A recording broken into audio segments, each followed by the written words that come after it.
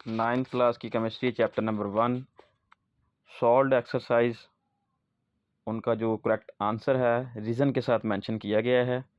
सबसे पहले वाला जो एमसीक्यू आपका, matter is present in the neon science in the state of, कि मैटर किस स्टेट में मौजूद होता है, प्लाज्मा की फॉर्म में। इधर जो करेक्ट आंसर है सिर्फ वही मेंशन है रीज़न के साथ, बाकी जो एमसीक्यूज़ हैं, जो 3 ऑप्शन है बाकी वो आप बुक से कंसिडर कर सकते हैं।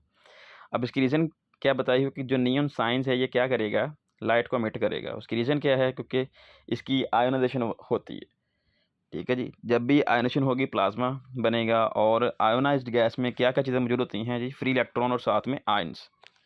दूसरे वाला एमसीक्यू है जी, hazardous effects of shopping bags as studied in. पहले इसका मतलब देख लें जी, हैज़ार्डस इफेक्ट्स का मतलब क्या होता है जी, नुकसानदेह।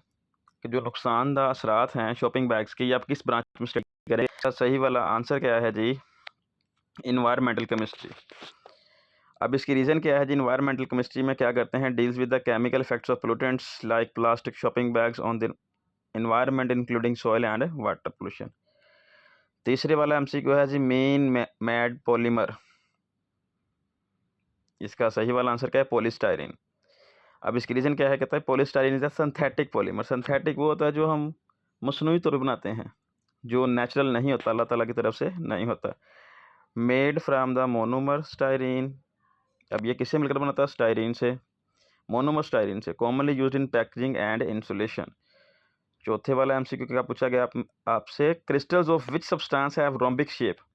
अब कौन से वाला क्रिस्टल है जिसकी रोम्बिक शेप होती है, उसकी रीज़न, उसका सही आंसर क्या है, सल्फर। अब उसकी रीज़न क्या है, कहता है sulphur commonly crystallize in rhombic, यानी कि orthorhombic crystal form at room temperature. उसके बाद नेक्स्ट पाँचवा वाला एमसीक्यू है, which liquid among the following is a colloidal solution. Colloidal solution कौन से वाला है जी, उसकी रीज़न क्या है, अब उसका सही आंसर क्या है, मिल्क। अब उसकी रीज़न क्या है, milk is a colloidal mixture where the fat droplets are dispersed in water farming and emulsion। अब जो नेक्स्ट वाला है जी, 6 वाला, उसकी वो आपसे पूछा कि which of the following is a heterogeneous mixture. Heterogeneous mixture कौन से वाला है जी, उसका सही आंसर क्या है जी, कंक्रीट मिक्सचर। उसकी रीज़न क्या है, concrete is a heterogeneous mixture because it's components, उसमें कंपोनेंट्स कौन कौन से हैं आप देखें, हेट्रोजेनस मुख्तलिफ कंपोनेंट्स आते हैं उसमें। Cement, sand, gravel, water are not uniformly distributed. अगर ये यूनिफॉर्मली डिस्ट्रीब्यूटेड होते तो ये होमोजेनस बन जाना था। हेट्रोजेनस में क्या होता है, यूनिफॉर्मली डिस्ट्रीब्यूशन नहीं होती। Next MCQ number 8, a state of matter whose properties are between those of liquid and crystalline solids.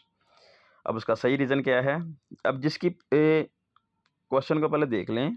Question पूछा गया है कि आपने वो स्टेट ऑफ मैटर बतानी है जिसकी प्रॉपर्टी बिटवीन में है, दोनों के दरमियान में है, लिक्विड की और क्रिस्टलाइन सॉलिड्स की। अब उसकी सही आंसर क्या है, उसका लिक्विड क्रिस्टल। अब उसकी रीज़न क्या है जी, liquid crystals have properties between those of the conventional liquids and solid crystals. They can flow like a liquid but some degree of order like a solid, यानी कि दोनों प्रॉपर्टीज, दोनों के बिटवीन में प्रॉपर्टीज आ गई उसकी। उसके बाद है जी, व्हेन द टाइनी